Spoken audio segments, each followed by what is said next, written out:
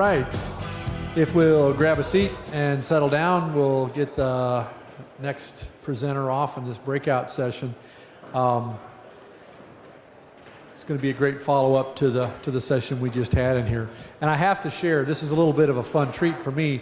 I first met Rodney Rulon when he was a graduating college senior at a meeting that takes place at Purdue University called the Top Crop Farmer Workshop. And Rodney was just a young kid with bright ideas about what he was going to do with the farm when he went back to Indiana and started farming with his dad and uncle, I guess, are all involved in it.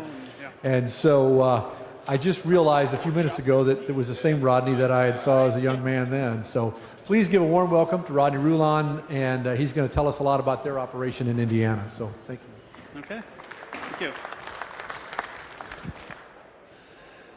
All right, this is a little bigger than I'm used to stage and venue-wise, so I'm used to doing soil and water meetings in local counties, so not usually in front of an arena, so if you see me looking down, make sure I'm not going to fall off the stage. I apologize, but we'll kind of get through this. Really happy to be here, very excited to be here. I've always heard about this conference. You know, we're about 12 hours west of where I live, so it's not somewhere I'd ever managed to get to, but I'd always heard what great ideas and innovative things were going on out here, so when I got the opportunity to travel out here and attend, I think I'm more of an attendee than a speaker. I'm just glad to be able to combine the two. So jumped right on that opportunity and really enjoying being here. It's been a great conference, and so with that, I'm just going to start out and give you a little bit of background about our operation and where I come from. That'll help explain some of the things maybe that I'm going to get to later on the system, the economics, and why we think that it works. So to start out with, we believe we have, at least for an I-state corn and soybean farm, we have a fairly productive, sustainable system. We are fourth generation, actually have the fifth generation starting to work their way in there on our farm. So been same spot since the late 1800s. And right there north of Indianapolis, for anybody that's been to Indiana, we're just about, our numbers are still, I live on 281st Street, which is still numbered from the circle in Indianapolis. So I'm 28 miles from downtown, from the center of town, Indianapolis. So we're close. We've got a lot of urban encroachment and things from the south, but it's reasonably fertile. It's a little bit transitional ground. We've got north of us is really good, productive swampland, basically, and we kind of roll off to the south. We have been 100% no-till. We started in 1989, so we've got whatever that works out to, 28 years going on of experience with no-till, and did that because we got tired of watching our soil wash away and blow away and look at the water and things, so we made that transition. We're primarily a corn soybean rotation. The variation in the rotation is every once in a while we have a little bit of continuous corn. So, but mainly corn soybean rotation. So cover crops are a challenge to work into that sometimes in the timing window that we have, but I think they're important to get in there. So about 12 years ago, after coming to some meetings like this out east, I could see the benefits to starting to introduce some diversity and talking to people, and so we started looking at cover crops about 12, maybe 14 years ago when we first tried the first little bit, and have been ramping those up ever since, and are covering about 90% of our acres every year now, which amounts to over 5,000 acres of cover crops we're planting every year on our farm. So we've got a farrow to finish hog operation, got about 600 sows, so we get about 320 acres of hog manure a year, which is very significant, and in recent years has been about the only reason to have a confinement hog operation is to produce some manure to help with our biology in our soil. So we try to utilize that the best we can in a no-till system and get a lot of value out of that manure. When I came back from Purdue, as was just introduced, one of the things I did to help pay my way in being part of the operation was to come back and become our agronomist and manage our fertility program. Started on 1 acre grids at that point in the early 90s and have been managing with full VRT on everything from fertilizer to seed to pretty much anything we apply. Since then, so we've got a lot of history and been able to see a lot of changes as the system has developed, so that's been real beneficial for us looking back. But that kind of leads us to where we start to look at costs and benefits and things like that. And number one, I would say for our farm and the way we feel, we believe that conservation is the best economic model. So I'm going to talk about conservation practices that we do and utilize, but understand that we do those things for two reasons. Number one, we feel a little bit of responsibility as stewards of the land, but number two, we need to make money and be economic, and we really believe that those practices are the most economical. There's no reason to do things that are putting things out there that are getting away from us. As I said, we live right on the north side of Annapolis, so we really feel like we are responsible for what leaves our farm. You know, the kids that our children go to school with, for the most part these days, are not farm kids. They are kids that live just in the local towns there, that live on the reservoir with the water that serves Annapolis. They don't understand farming on the weekends. They're not out baling hay, they're out water skiing. And when we have a rain event and that water in the lake turns brown, you know, they ask us why. You know, why would we be doing things that would send that topsoil, send that fertilizer, those pesticides, based on what they hear on Facebook, you know, down to the water that they're swimming in. So we do feel like we have a responsibility both in education as well as in the way that we handle our farm and our nutrients and things to take care of what leaves our farm. If we put something on our farm, we spend money on it, we want to keep it there.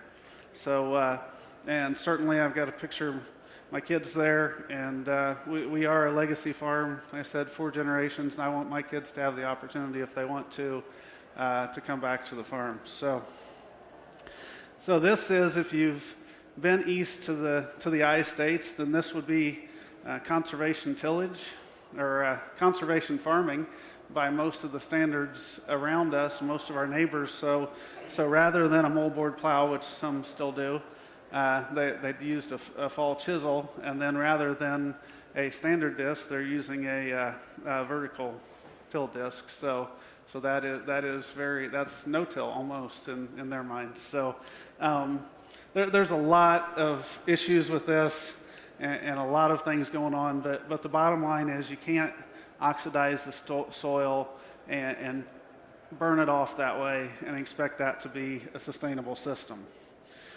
For us, this is the backside of our homestead farm. This is what we want all of our acres to look like at that same time of year, right? This is early in the spring, and we want to have something growing all the time. That's basically where we're at now. We want to be capturing carbon, holding our soil. So, and I think at this point, after the last couple days, I think that's pretty much a general theme that's going through most of the presentations here. So, looking at that and thinking about what goes on in our area, and it gets a little frustrating sometimes, but I wanted to take a second to congratulate those of you that are here because you are 1%ers. If you're here, you're in the 1%. It may not be that 1% they talk about on Wall Street, or it may, but there's about less than 1% of the farms in America that are doing these practices and really utilizing these technologies and being really good stewards. And so I applaud all of you for being here. I've learned a lot in the conversations in the last couple days and the perspectives I've gotten here. But so it's exciting to be here and hear that.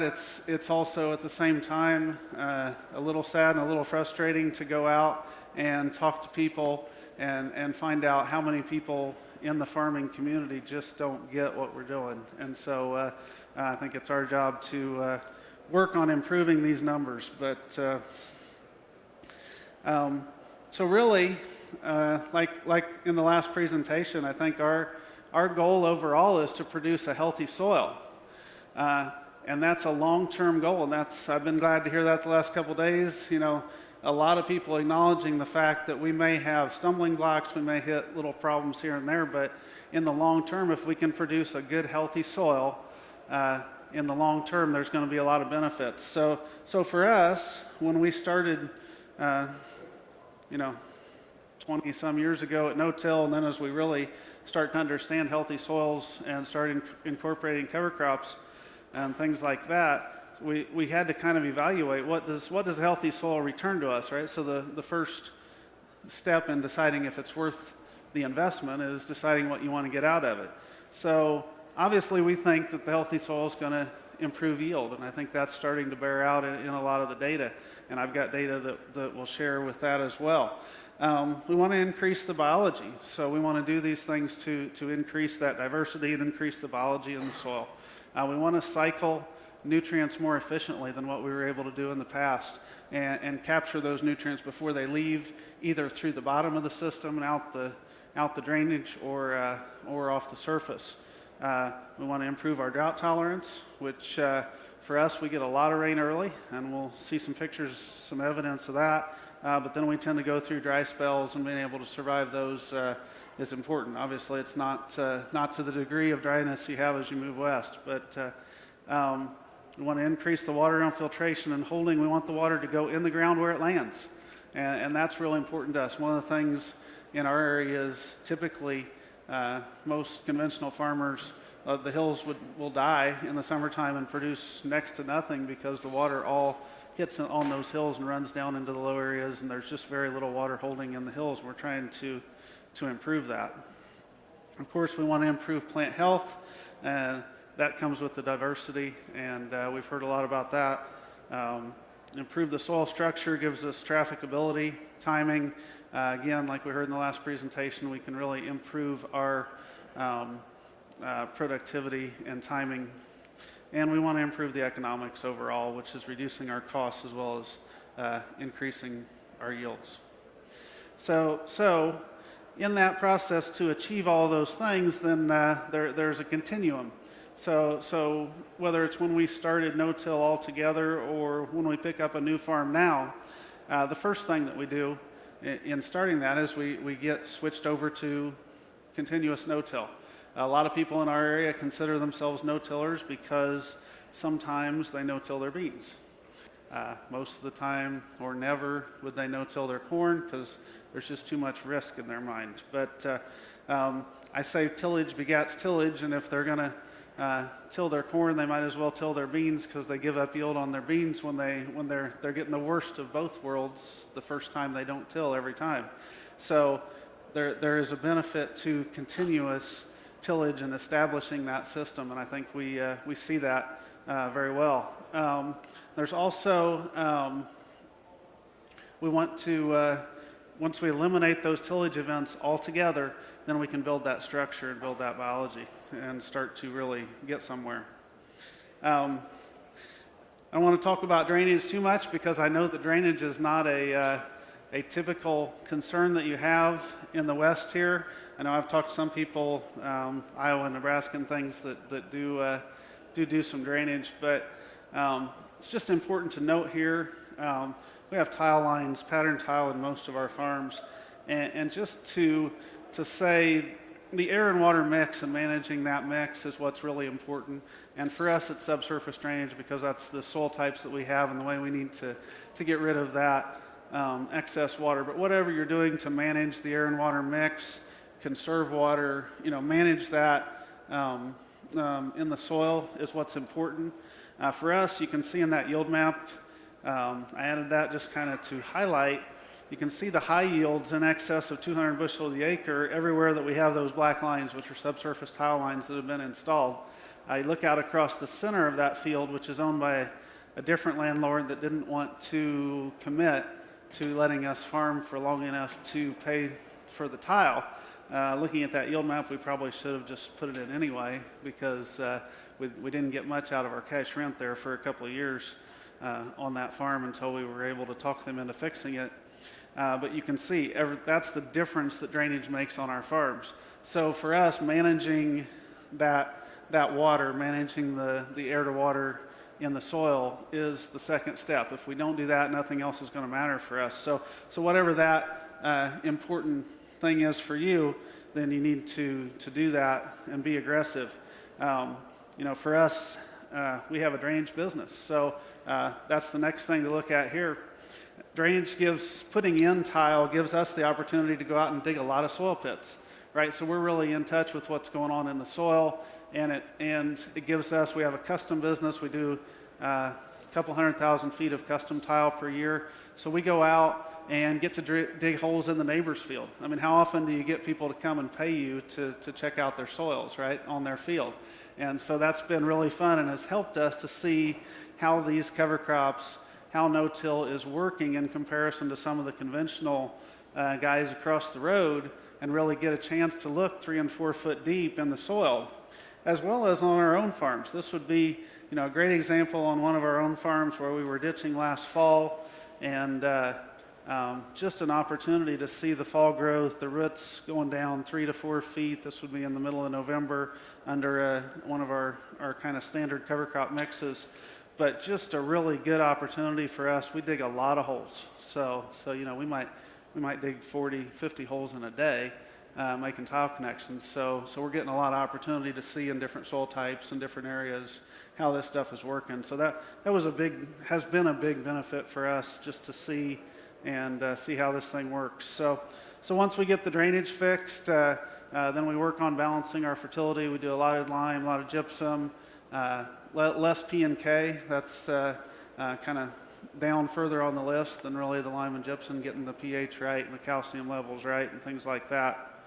All of our applications, whether it be the floater tires on the combine, the lightweight two-wheel drive sprayer, the single disc nitrogen bar, the almost no-till manure applicator. You can see there we're applying, that's a drag line bar for our manure, and at the bottom right would be just 10 minutes after an 8,000 gallon to the acre application of manure.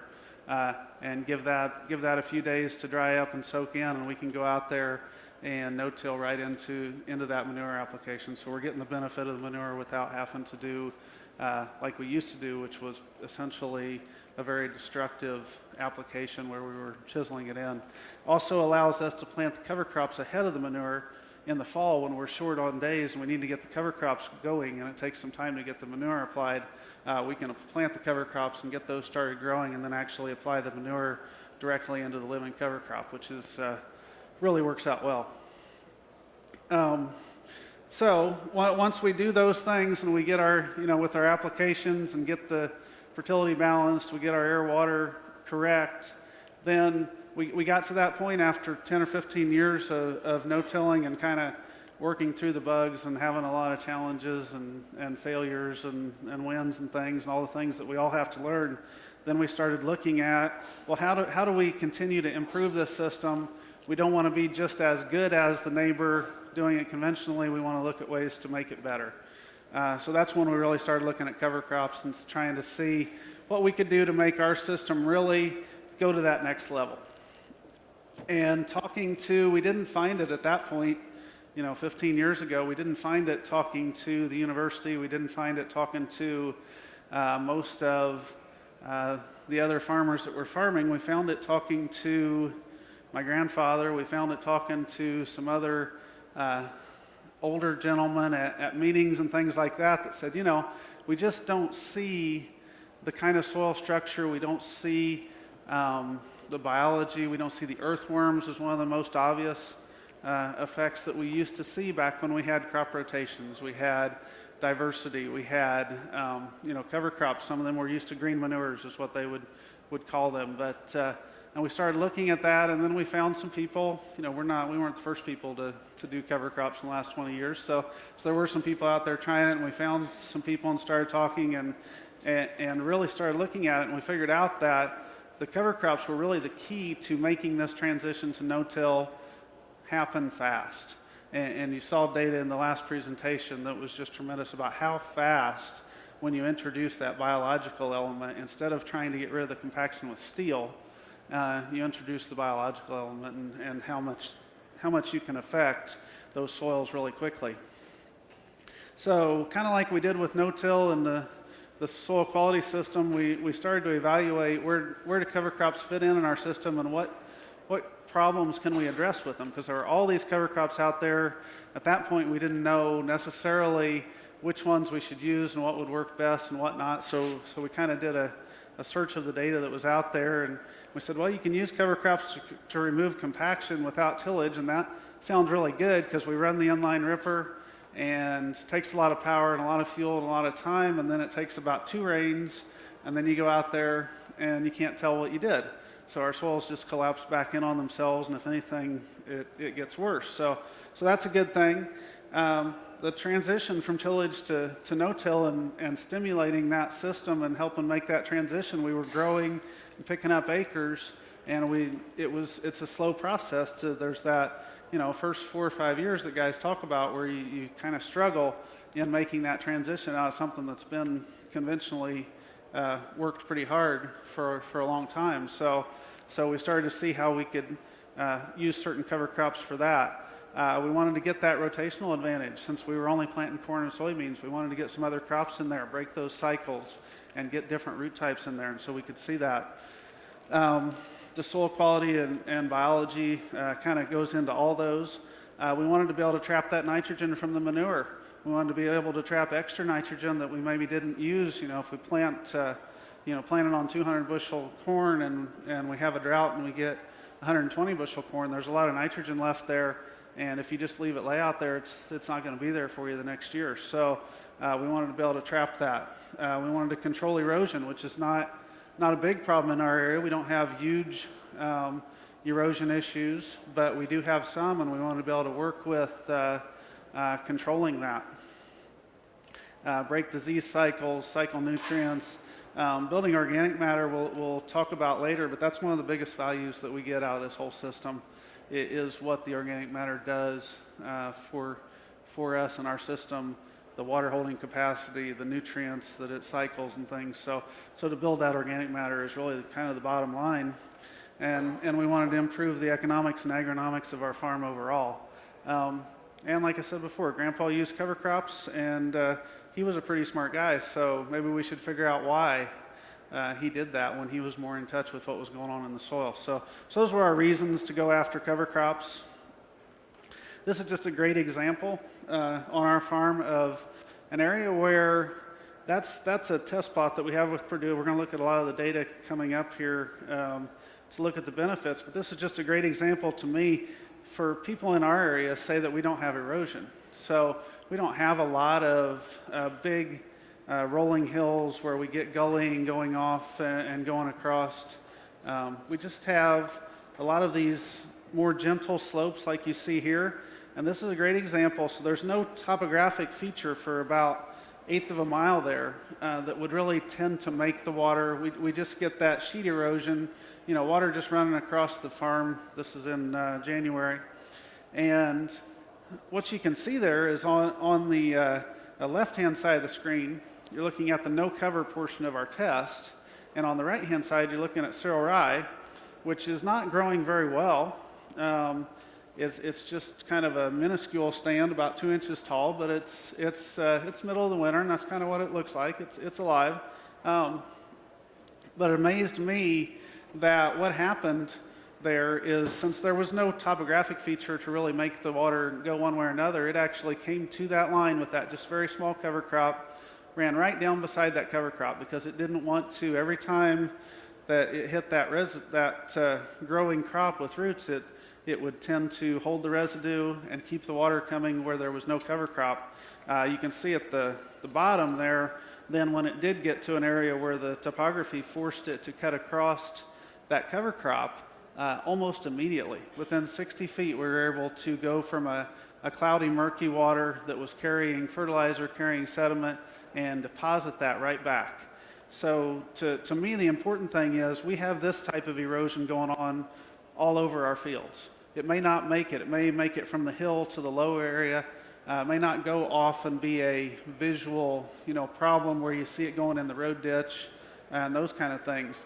But I'm spending a lot of time and effort and money to build those soils on the whole farm, to put fertilizer where I want that fertilizer to be, and we're getting it moving, and we want to avoid that. So the cover crops do a great job of avoiding that. On our farm, some of the choices that we use for cover crops, we use a lot of Sorrel Rye ahead of soybeans. So we use some annual rye. It's a little more management, a little more aggressive, so we tend to use it specifically when we're going after deep compaction, transitioning new farms where we need real aggressive roots. Oats, radish, clover, rape, and vetch are all real common for us ahead of the no-till corn crop. Austrian peas and some more aggressive mixes come in really when we have opportunities to plant before the middle of September. If we get much later than that, then we've got to be careful about how much we invest in those mixes. So this would be a couple of pictures of what we do on our farm. So on the left, you've got the soybean planting. There's corn stalks down there somewhere. So, but that's just 35 pounds of fall planted Sorrel Rye, which should be normal because of calendar dates for when our corn comes off. Not very many choices that we have. On the right is our more aggressive, in that case, it's a 4-way mix, which is a mix that I really like, which is oats, radish, rape, and clover. And you can just see we're actually not too far different from you guys north and south, so I imagine our temperatures are not a whole lot. We may be just a little bit colder, but you'll see that in the spring, the oats and the radishes have frozen out and died out, so they did their scavenging and their work in the fall, and then became worm food for us. And so in the spring, we've really just got rape and clover left at fairly low rates. So your density to plant through and things is not too bad. Really get beautiful soil tilth, you can see there at the bottom, and no sidewall compaction. We've got all those roots going through the sidewall and everything. So really been happy with the results of that. This would be what it looked like as the corn comes up after that's all been burned down. So just a little bit on planting dates for us where we're at. If you're planting in the summer, obviously if you have wheat, then you have a lot of choices, and there's all sorts of things you can do. For us, the bigger seeded legumes and more expensive things, it's going to be before September 15th. So sometimes we get harvest going in time. It really depends on the summer weather. We can be anywhere from September 1st to October 1st for our soybean harvest to start. So we tend to plant a lot of 2.4 and 2.5 soybeans at this point. They do really well for us. And so that hopefully will get us going by September the 10th, maybe the 15th at the latest. Doesn't always work out, but so we have a lot of options. Those first variety or two of soybeans. Then when we get out to October 1st, that's about the end of the window for the oats, radish, and clover to really get enough growth out of those to get the economical benefits that we want. If we've got a good warm forecast going and good conditions, we'll probably push out through the first week of October. Annual ryegrass, as long as you can get it established and get it to survive through the winter, which is the biggest problem we have, you can go late into October. For me, Sorrel Rye is the kind of the universal cover crop that we use everywhere that we can't do anything else. So I usually tell guys in our area when I'm at soil and water meetings that if you get tired of your in-laws on Christmas Day and you want to get out of the house, then keep a little Sorrel Rye in the shed, and you can go out Christmas Day and plant Sorrel Rye, and pretty much it's always going to survive. So that's our pretty much calendar-free type of cover crop. I'm going to talk much about planting methods today, but planting methods, when we get to the next few slides, is going to play into the economics, because you've got costs associated with your planters, you've got seeding rates that change according to how you're going to plant and things like that. So it's important that you match your planting method to the time and labor that you've got available, the types of seeds that you're planting, the amount of growth that you need, and what your calendar looks like. So anyway, that's the biggest thing to consider there. And of course, you can see there, you You can do alternating rows on 15-inch planters and drills and aerial and everything else, and they all have their place. Mixes, we'll talk real briefly. I'm a big fan of mixes, and we try and mix anywhere that we can as long as we have enough calendar days to make that work. One thing that I get into a lot with guys in our area with mixes is you've got to think about what your goals are for the mix and what the growth rates are within that mix, and try and make sure that you don't put something in there that's going to grow real fast and suppress some of your other things in the mix that were real expensive and you don't get any growth out of them. Don't put something in there that you need to let grow until the 1st of June to make nitrogen. If you're going to put vetch in there that you want to let go and think you're going to get 180 pounds of nitrogen out of it, but you're going to plant it with annual rye that you're planning on killing on the 10th of April or whenever it warms up, that's not a good mix, right? So you got to be aware of those things and think about those if you want to get the most economics out of your mixes. Quality seed is important. You just put a lot of time and effort into getting out there and getting this job done and spend a lot of money on it. We've been through, we've had some failures, had some genetics that weren't what we thought they were. We've had weed issues, when we were going a lot of feed mill type oats and things to try and save money when we first started this. We introduced a lot of weeds back on the farm that hadn't been there for a long time. So certainly I would suggest that you look at quality seed sources, think about how you're going to blend and deliver that. We use I mix all of ours through an old feed mixer. Works great. Takes a little bit of time, but it gives me a flexibility every day to look at the calendar and decide what I want to spend money putting in the mix. Think about your rates, chemical programs, test strips. I certainly encourage everyone to take the time to put out test strips, and that's kind of what we're going to be getting into here in a minute is what we found on our test strips and the economics associated with that. Last couple things, I've got a picture coming up here. Whether or not you have tile lines, you can kind of appreciate the intended and unintended effects. The orange clay tile there in the center is what I consider to be a really good indication of what's happened for cover crops, because in this case they're doing exactly what I want cover crops to do. They're going down 3 foot, this tile is about 3 foot deep, and you can see the roots we've got going down from the cover crops there, making it down to the tile. When they die, they leave a passageway for the excess water that we're trying to get rid of to get to the tile. Just a tremendous, really, system there that just works great. You also capture those nutrients that are trying to work their way to the tile in those living roots and keep them from flowing out the tile. You can see that in the one where the tile is kind of indicated by the green streak, which does happen to look like it comes out maybe at a septic tank at a house, but we won't go there. But the same thing happens when you have over-application of nutrients, when you have nitrogen moving in the water, out of the soil profile. We can pick up these tile lines out in the fields quite often, and that means that those roots are getting down there, capturing that nitrogen, cycling it back up, and otherwise it would have been in the river, which is not what we want. So I think that's another great thing, great example of how cover crops are able to capture and cycle these nutrients. For guys that have too much cover crop, the not good there, we do have some problems in our area. Those are generally the problems with where there's actually a problem with the tile system not flowing properly and things like that, but you get those accumulations and it can be a negative. Now, this next one is another problem, and I'm told that you don't have voles around here, although I've heard voles come up in conversations at the meeting several times. So some people at this meeting do have voles.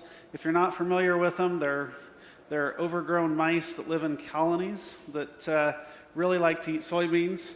And the problem is that sometimes with cover crops we can do a lot of good things, but we can create some negatives as well. And in this case, we create a habitat and a winter feeding ground and food source for those vole colonies, and they just tend to explode.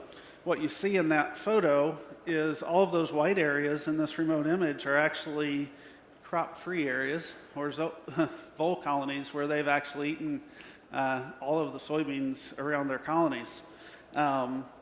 And one thing interesting here to note, though, is if you have problems like this, and it might be, I've heard pill bugs and some other things that may be more of a problem out here, but they would relate to, moisture and things going on, things that we create or can cause with throwing cover crops into the system.